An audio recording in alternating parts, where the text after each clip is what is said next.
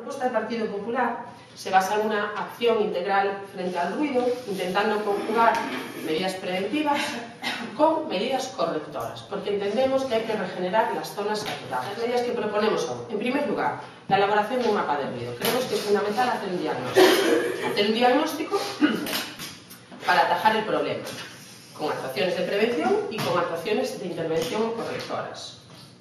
En segundo lugar, pedimos la actualización de las licencias administrativas al catálogo de actividades de la Xunta de Galicia. Bien, esto es también fundamental, porque es una medida previa a la declaración de zonas saturadas. En tercer lugar, pedimos que el Concello proceda a la homologación del modelo de placa identificadora. En cuarto lugar, pedimos que se intensifiquen las labores de vigilancia y control de la normativa en materia de ruido y especialmente el comportamiento nocturno de los ciudadanos y ciudadanas en la vía pública. Pedimos que se intensifiquen estas labores de vigilancia y control.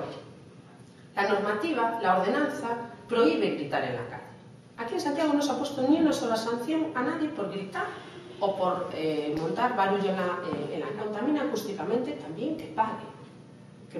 Después pedimos en quinto lugar que se establezcan distancias mínimas entre las diferentes actividades. Entendemos que la acumulación de locales en determinadas zonas se puede evitar estableciendo unas distancias mínimas entre locales de ocio nocturno para evitar, ya digo, esa concentración de locales en determinadas zonas y que a la larga lo único a lo que nos llevan pues es eso, a la declaración de zonas saturadas que tiene, ya digo, difícil solución a corto plazo y que hay que poner después medidas correctoras. Eso se puede evitar. En sexto lugar, pedimos que se realicen más mediciones y que se repitan algunas en las calles que van a declarar saturadas. Pedimos reconducir las situaciones de los locales que se encuentran en situación de ilegalidad. Luego, reducir el número de locales por la vía de indemnización a los que están dispuestos a cerrar.